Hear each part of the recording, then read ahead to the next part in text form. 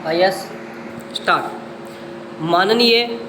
उपसभाध्यक्ष महोदय, शिक्षा मंत्री द्वारा प्रस्तुत इस विधेयक का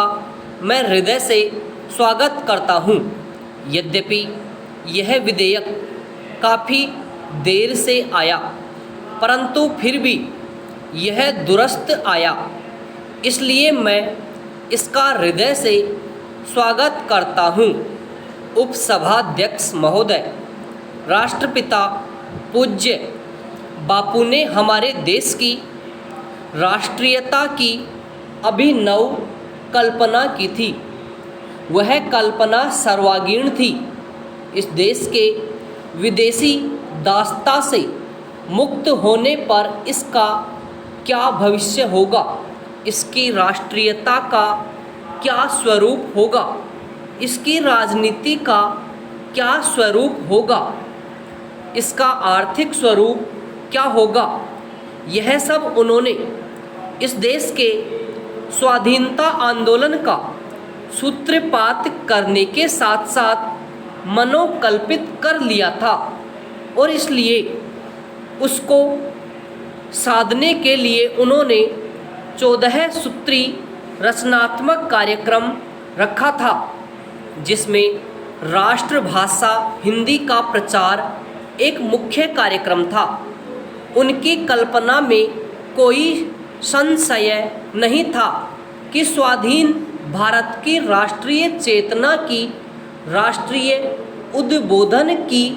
और राष्ट्रीय एकता की जो एक भाषा होगी वह देवनागरी लिपि में लिखी जाने वाली हिंदी होगी। हिंदी को उन्होंने इसलिए नहीं, सारे देश की कामकाज की भाषा चुना था कि वह इस देश की प्रसिद्ध भाषाओं में सबसे धनी थी, उसमें साहित्य सबसे ऊंचा रहा हो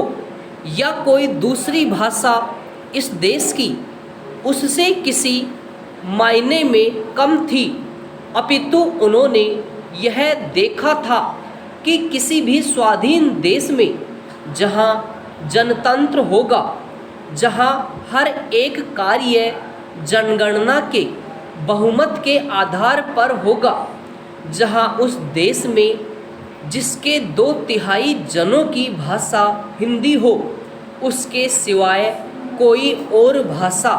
चाहे वह कितनी उत्तम और समृद्ध क्यों न हो, सारे देश के कामकाज की भाषा आसानी से नहीं हो सकती। भाषाओं का चयन उनकी उत्तमता, उनकी योग्यता से नहीं करते, अपितु इसलिए करते हैं कि कितने अधिक से अधिक लोग सुगमता से उसको सीखते हैं और उसको बोलते हैं। उसी कल्पना के साथ कांग्रेस के काम में